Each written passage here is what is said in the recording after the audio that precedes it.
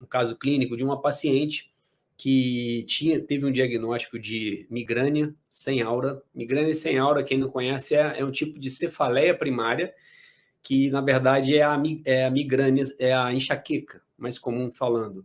Então, a enxaqueca clássica, seria a mesma coisa que migrânia sem aura. Então, o paciente tinha esse diagnóstico, foi feito por um neurologista e ela já faz um tratamento, um acompanhamento medicamentoso para controlar essas dores.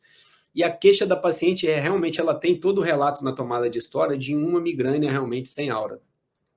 E nesse caso clínico de hoje, estou só fazendo um breve resumo aqui, que eu acho que essa parte de clínica, de vivência clínica, de casos clínicos, é bem interessante para quem quer trabalhar com DTM, dor orofacial de uma maneira geral.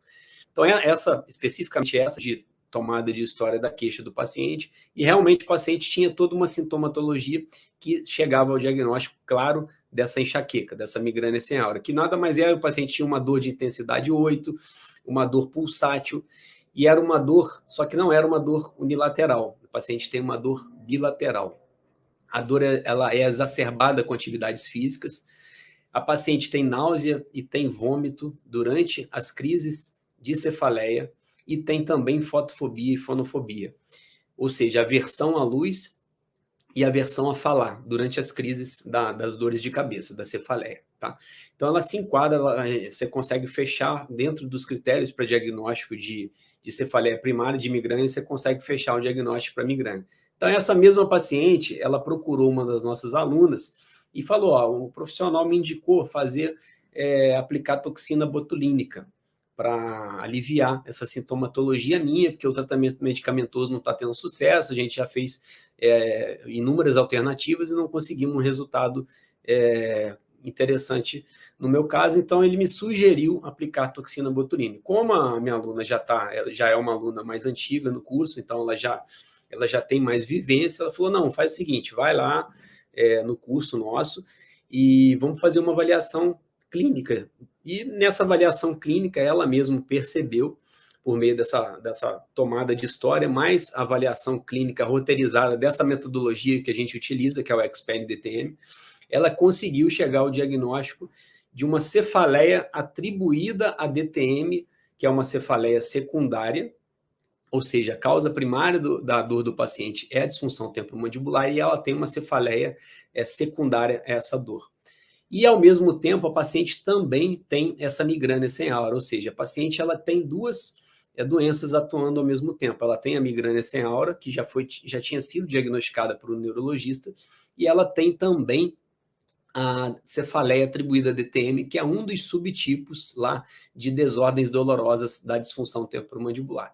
Então, a gente já fez prontamente já todo o nosso roteiro de tratamento para essa paciente, e vou falando para vocês depois como que vai ser toda a evolução. A experiência que eu tenho, que acontece realmente na prática, é que esses pacientes que têm duas doenças atuando ao mesmo tempo nele, ou seja, o paciente tem uma cefaleia primária, uma migrânia, e tem a DTM. Quando você controla uma das duas doenças, ou seja, você tira, por exemplo, a DTM e fica só a cefaleia primária, só a migrânia sem aura, o que acontece com esse paciente? As crises de enxaqueca desse paciente, que eram semanais, elas começam a ficar mais espaçadas, começam a ficar mensais, bimensais ou até semestrais. Por que isso?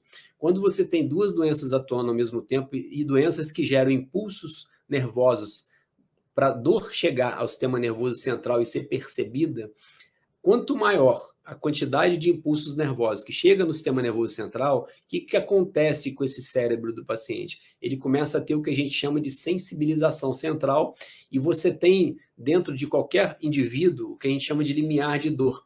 E esse limiar de dor, no paciente que tem uma sensibilização central mais exacerbada, esse limiar de dor ele começa a ser baixo. A partir do momento que você remove uma das doenças que está causando uma quantidade exagerada de impulsos nervosos chegando ao sistema nervoso central para ser percebida a dor, você removeu uma dessas doenças, o limiar de dor desse paciente, que estava muito baixo, ele começa a aumentar. Ou seja, o paciente começa, a grosso modo falando, fica mais resistente à dor.